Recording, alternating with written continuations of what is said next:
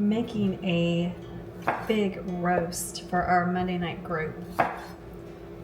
I don't mean roast, like a roast, a piece of beef, but a roast in a pan like this. And I'm just going to do my preserved lemon chicken and potatoes, and I had a lot of potatoes, and some of them, like these guys, are actually out of our garden. So cool to be using your own potatoes. But I'm covering my pan like so.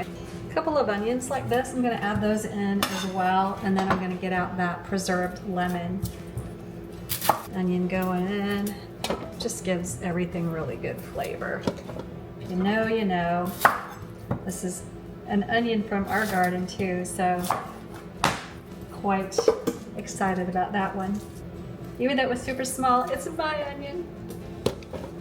This is preserved lemon that I made myself, and literally it's for every lemon, a tablespoon of salt, and then cover it all up with water and keep it in a jar for 2 weeks. It takes 2 weeks to actually preserve it, and then the whole thing is edible.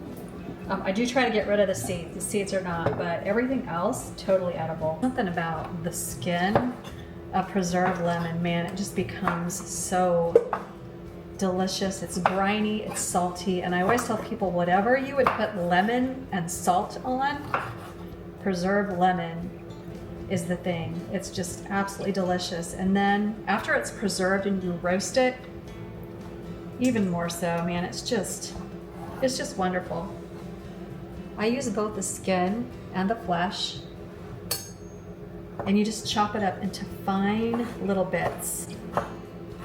And especially with potatoes, I have a recipe on tkfoodie.com that is just roasted potatoes with preserved lemon, and the lemon gets super nice and almost caramelized, but it's like a great pop of citrus and a little zingy, a little salty. Lots of pepper. Give it a toss with your hands. I have a mixture in here of skin on, bone in, legs and thighs, and then thighs. I just bought a couple different packs, but I like the dark meat because you can roast it forever and it'll still be great. And some of these larger pieces of chicken, like the couple of thighs here, they're actually still kind of frozen.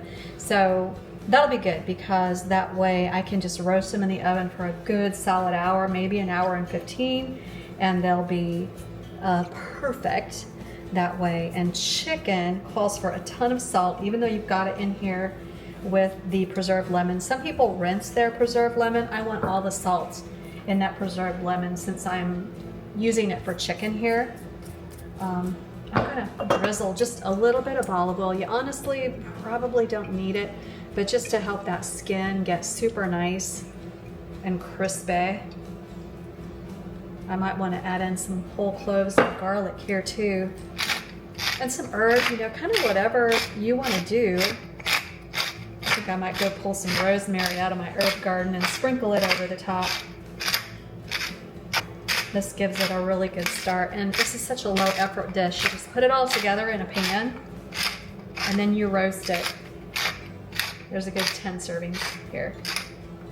Yeah, I'm gonna have about 10 people tonight, so that would be great. The rest of the lemon goes on. Now, if you taste it, the lemon is super subtle and mellowed out because of the preserving process. And when it roasts in the oven, it gets sweeter. And that saltiness with this chicken and potatoes is very, very welcome. Kind of like preserved lemon just to munch on. Does that make me weird? Maybe. There is that lovely roast chicken out of the oven. A little sprinkling of parsley just for some color. And you can taste the lemon, the preserved lemon. The potatoes are even a little bright and lemony, and this chicken is so succulent.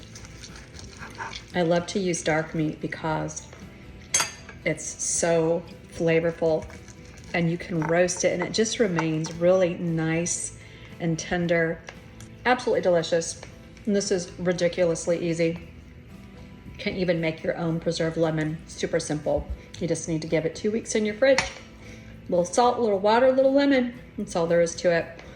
You gotta give this one a try. This is really yummy, and one of those comfort food favorites to pull out for company as well. Delicioso.